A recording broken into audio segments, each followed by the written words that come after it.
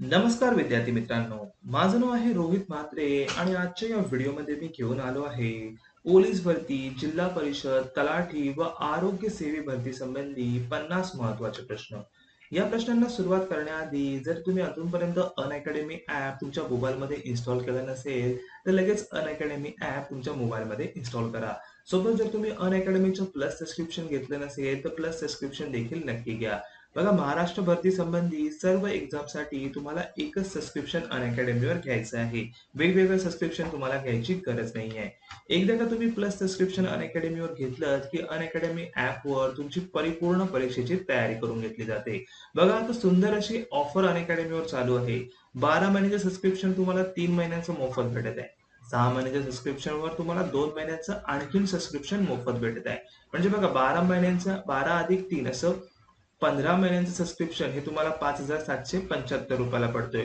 त्यावर सुद्धा तुम्हाला 10% डिस्काउंट भेटेल जर तुम्ही माझा कुपन कोड रोहित1090 वापरलात. रोहित1090 या कुपन कोडचा वापर करून तुम्हाला फक्त 5,198 रुपयामध्ये 15 महिन्यांचं प्लस सबस्क्रिप्शन भेटतोय. एकदा का तुम्ही प्लस सबस्क्रिप्शन घेतलं की बघा आता आरोग्य भरती बॅच 9 सुरू होत आहे. 22 तारखेपासून सुरू झालेली आहे. ही सुद्धा तुम्ही जॉईन करू शकता. ओके, तर लिंक डिस्क्रिप्शन मध्ये आहे, त्यावर क्लिक करून लगेच अनअकॅडमीचं प्लस सबस्क्रिप्शन घ्या. चला आता वळूया आपल्या प्रश्नांकडे. प्रश्न क्रमांक 1. संत ज्ञानेश्वरांचा जन्म कुठे झाला? सांगा बघू. संत ज्ञानेश्वरांचा जन्म 1275 मध्ये कुठे झाला? 1275 मध्ये आपेगावला ना? Yes, option D. आपेगाव येथे जन्म झाला. तर 1296 ला आळंदी येथे त्यांचा मृत्यू झाला. लक्षात ठेवा, आळंदी येथे मृत्यू झाला. प्रश्न क्रमांक 2 बघा काय. ग्रामगीता कोणी लिहिली? ग्रामगीता कोणी लिहिली? तर राष्ट्रसंत तुकडोजी महाराज. Option C. ग्रामगीता कोणी लिहिली? राष्ट्रसंत तुकडोजी महाराज यांनी. प्रश्न क्रमांक 3. द ग्रेट रिबेलियन या पुस्तकाचे लेखक कोण? द ग्रेट रिबेलियन या पुस्तकाचे लेखक आहेत अशोक मेहता. लक्षात ठेवा, Ashok Mehta the great rebellion या पुस्तकाचे लेखक. प्रश्न क्रमांक 4. मानव जातीसाठी एक धर्म, एक जात, एक ईश्वर ही घोषणा कोणी केली? बघा, तर ते होते नारायण गुरु. नारायण गुरु यांनी ही घोषणा केली होती. प्रश्न क्रमांक 5. टिंबटिंब यांनी मानव धर्म सभा स्थापन केली. सांगा बघू, मानव धर्म सभा कोणी स्थापन केली? तर ते होते दादोबा पांडुरंग तरखडकर यांनी. ठीक आहे, दादोबा पांडुरंग तरखडकर यांनी मानव धर्म सभा स्थापन केली. प्रश्न क्रमांक 6. प्रभाकर या साप्ताहिकात शतपत्रे कोणी लिहिली? शतपत्रे कोणी लिहिली होती? तर ते होते लोकहितवादी. लोकहितवादी म्हणजे कोण? गोपाळ हरी देशमुख. प्रभाकर या साप्ताहिकात शतपत्रे कोणी लिहिली? गोपाळ हरी देशमुख म्हणजे लोकहितवादी यांनी. प्रश्न क्रमांक 7. एकमेका सहाय्य करू, अवघे धरू सुपंत हा संदेश कोणाचा होता? एकमेका सहाय्य करू, अवघे धरू सुपंत हा संदेश कोणाचा होता? तर संत तुकारामांचा. ऑप्शन बी, संत तुकाराम. प्रश्न क्रमांक 8. आचार्य प्रल्हाद केशव अत्रे यांनी अनेक नाटकं लिहिली. ठीक आहे, पण खालीलपैकी कोणते एक नाटक त्यांनी लिहिले नाही? सांगा बघूया, 4 पैकी कोणते एक नाटक आहे ते त्यांनी लिहिले नाही? तर ते होते नटसम्राट. नटसम्राट हे नाटक कुसुमाग्रज यांनी लिहिलं होतं. ठीक आहे, आचार्य प्रल्हाद केशव अत्रे यांनी लिहिलं नव्हतं. प्रश्न क्रमांक 9 बघा काय. गोवा युथ लीग ही संघटना खालीलपैकी कोणी स्थापन केली? गोवा युथ लीग कोणी स्थापन केली? डॉक्टर कुन्हा ना? बघा, माहिती नसेल लिहून घ्या. गोवा युथ लीग ही संघटना कोणी स्थापन केली? डॉक्टर कुन्हा यांनी. प्रश्न क्रमांक 10. महाराष्ट्रात दलित पॅन्थरची स्थापना किती साली झाली? दलित पॅन्थरची स्थापना किती साली झाली? तर बघा, मे 1972. लक्षात ठेवा, मे 1972 ला महाराष्ट्रात दलित पॅन्थरची स्थापना झाली. प्रश्न क्रमांक 11 बघा काय दिलाय. हैदराबाद संस्थानातील रजाकार संघटनेचा प्रमुख कोण होता? रजाकार संघटनेचा प्रमुख, बघा सोपा प्रश्न आहे. कासिम रजवी ना? येस, ऑप्शन बी. हैदराबाद संस्थानातील रजाकार संघटनेचा प्रमुख कोण होता? कासिम रजवी. प्रश्न क्रमांक 12. एक गाव एक पाणवठा ही चळवळ टिंबटिंब या समाजसुधारकाने सुरू केली. एक गाव एक पाणवठा, तर ते होते बाबा आढावा. ऑप्शन सी, बाबा आढाव यांनी सुरू केली. प्रश्न क्रमांक 13. अहमदनगरची स्थापना अहमद निजामशाह याने टिंबटिंबमध्ये केली. अहमद निजामशाह याने कधी केली अहमदनगरची स्थापना? तर त्यांनी 1490 ला केली होती. हा लक्षात ठेवा, 1490 साली. प्रश्न क्रमांक 14 बघा काय दिलंय. श्री गोविंद सिंगजी यांचा जन्म कुठे झाला? श्री गोविंद सिंगजी यांचा जन्म कुठे झाला? शिखांचे 10वे गुरु. तर तो पाटणा किंवा पटना येथे, बिहारची राजधानी पटना किंवा पाटणा येथे श्री गोविंद सिंग यांचा जन्म झाला. शिखांचे 10वे गुरु होते ते. प्रश्न क्रमांक 15 काय दिलाय बघा. डोळा बेट्टा हे कोणत्या पर्वत रांगेतील सर्वोच्च शिखर आहे? डोळा बेट्टा सांगा बघू. तर निलगिरी, लक्षात ठेवा, निलगिरी ऑप्शन सी.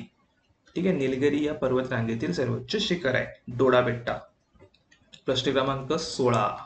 1906च्या टिंबटिंब अधिवेशनात स्वराज्य हे काँग्रेसचे ध्येय असल्याचे दादाभाई नौरोजी यांनी पदावरून घोषित केले. सांगा बघू, 1906चं अधिवेशन कुठे झालं होतं? कोलकात्याला ना? यस, ऑप्शन डी, कोलकाता अधिवेशनात. प्रश्न क्रमांक 17. भारतीय संगीताचा पाया मानला जाणारा वैदिक काळातील ग्रंथ कोणता? संगीताचा पाया मानला जाणारा तर सामवेद, ऑप्शन सी, वैदिक काळातील ग्रंथ सामवेद. प्रश्न क्रमांक 18 बघा काय. वंदे मातरम हे मुखपत्र कोणी सुरू केले? वंदे मातरम हे मुखपत्र कोणी सुरू केले होते? तर अरविंद घोष ना? Yes, option C, Vande Mataram हे मुखपत्र कोणी सुरू केले? अरविंद घोष यांनी. प्रश्न क्रमांक 19 बघा काय. 2019चा रचनात्मक कार्यासाठी जमनालाल बजाज पुरस्कार कोणाला देण्यात आला? जमनालाल बजाज पुरस्कार कोणाला देण्यात आला? तर भवानी शंकर कुसुम, बघा माहिती नसेल लिहून घ्या, भवानी शंकर कुसुम यांना 2019चा रचनात्मक कार्यासाठी जमनालाल बजाज पुरस्कार देण्यात आला होता. प्रश्न क्रमांक 20 बघा काय दिलंय. ग्रामीण पायाभूत विकास निधी, ठीक आहे, ग्रामीण पायाभूत विकास निधीमध्ये खालीलपैकी कोणत्या घटकांचा समावेश होत नाही? RIDF म्हणजे काय? Rural infrastructure development fund. Rural infrastructure development fund यामध्ये कोणत्या घटकाचा समावेश होत नाही? तर ग्रामीण उद्योग, ग्रामीण उद्योग या घटकाचा समावेश होत नाही. बघा नेक्स्ट प्रश्न काय. जगातील सर्वाधिक गतीने वाढणारा सजीव कोणता? सर्वाधिक गतीने वाढणारा सजीव विचारला तर तो आहे ऑक्टोपस. ऑक्टोपस सर्वात लवकर वाढतो. ठीक आहे, आणि सर्वात मोठा सजीव विचारला तर ब्ल्यू व्हेल. बघा प्रश्न क्रमांक 22 बघा काय दिलंय. भारताच्या नव्या कृषी धोरणाचे वर्णन कोणत्या शब्दात केले जाते? नव्या कृषी धोरणाचे वर्णन कोणत्या शब्दात केले जाते? तर ऑप्शन ए, इंद्रधनुष्य क्रांती. ऑप्शन ए, इंद्रधनुष्य क्रांती. प्रश्न क्रमांक 23 बघा काय दिलंय. बटरफ्लाय स्ट्रोक हा शब्दप्रयोग कोणत्या खेळाशी संबंधित आहे? बटरफ्लाय स्ट्रोक कोणत्या खेळाशी संबंधित आहे? तर जलतरंग, ऑप्शन डी, जलतरंग या खेळाशी संबंधित आहे. बघा पुढचा प्रश्न काय. लिव्हिंग हिस्ट्री हे आत्मचरित्र कोणाचे आहे? लिव्हिंग हिस्ट्री हे आत्मचरित्र कोणाचे आहे? तर Hillary Clinton. Hillary Clinton, option C, living history हे आत्मचरित्र कोणाचे आहे? हिलरी क्लिंटन यांचं. प्रश्न क्रमांक 25. बालासोर बेट कोणत्या राज्यात आहे? बालासोर बेट, बघा पहिल्यांदाच ऐकत असाल तर लिहून घ्या. बालासोर बेट हे उडीसा, उडीसा या राज्यात आहे, लक्षात ठेव. प्रश्न क्रमांक 26 बघा काय. अवयवदानामध्ये कोणते राज्य अग्रेसर आहे? अवयवदानामध्ये कोणते राज्य अग्रेसर आहे? तर ते आहे महाराष्ट्र राज्य. महाराष्ट्र राज्य अग्रेसर आहे अवयवदानामध्ये. प्रश्न क्रमांक 27. 1893 साली विश्व धर्म परिषद कुठे भरली होती? विश्व धर्म परिषद कुठे भरली होती? तर ती भरली होती ऑप्शन सी, शिकागोला. लक्षात ठेवा, 1823 मध्ये कुठे भरली होती? शिकागोला. प्रश्न क्रमांक 28 बघा काय दिलाय. लॉर्ड वेलेस्कीने काय स्थापन केले? लॉर्ड वेलेस्कीने काय स्थापन केले? तर त्यांनी तैनाती फौज स्थापन केली होती लॉर्ड वेलेस्कीने. बघा 29वा प्रश्न काय. दूधगंगा प्रकल्पातील महाराष्ट्राचे सहकारी राज्य कोणते?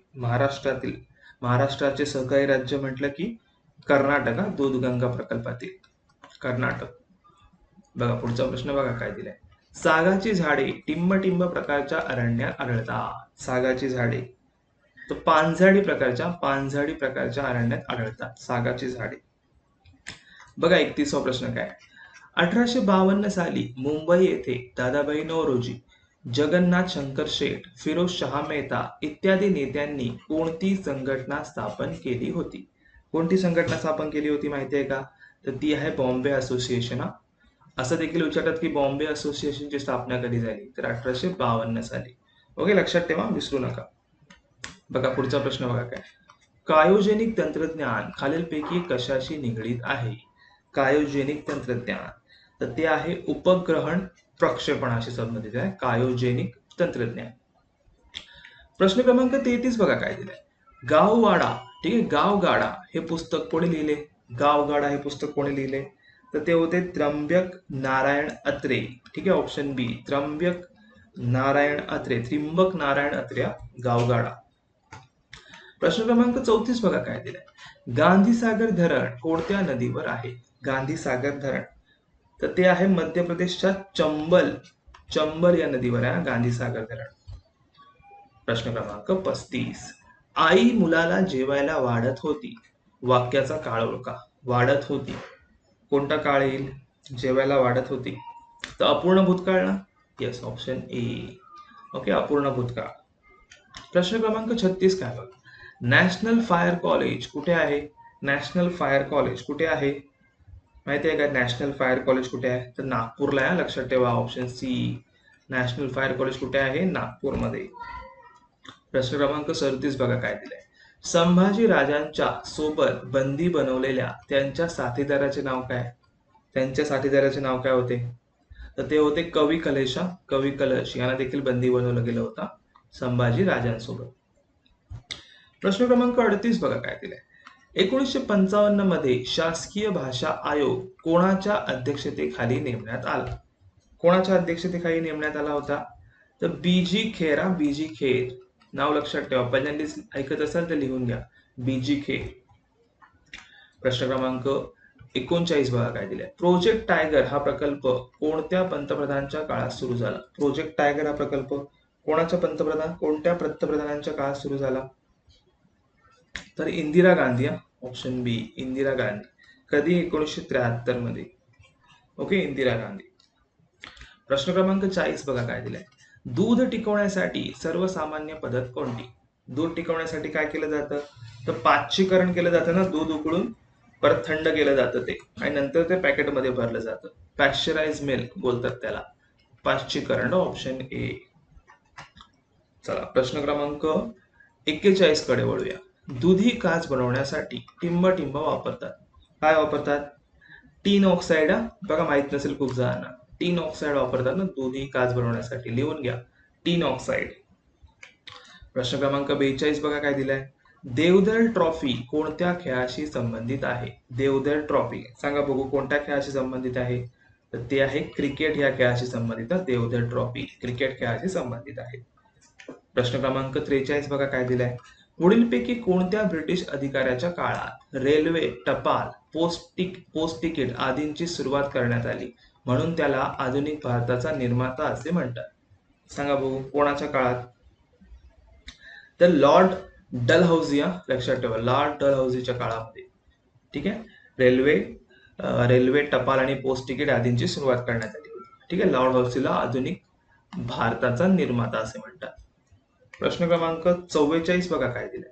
लंघन करणे या शब्दाचा वाक्प्रचार कोणता? लंघन करणे म्हणजे काय?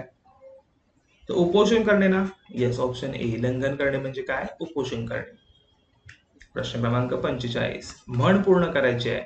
संग संग तसा टिंब टिंब, संग तसा टिंब टिंब काय होईल? संग तसा रंग, अशी म्हण आहे, ती पूर्ण करायची. काय म्हण आहे? संग तसा रंग. प्रश्न क्रमांक 46 बघा काय दिलंय. टिंब टिंब ही गंगेची सर्वात मोठी वितरिका आहे. गंगेची सर्वात मोठी वितरिका म्हटली काय, कोणती येईल?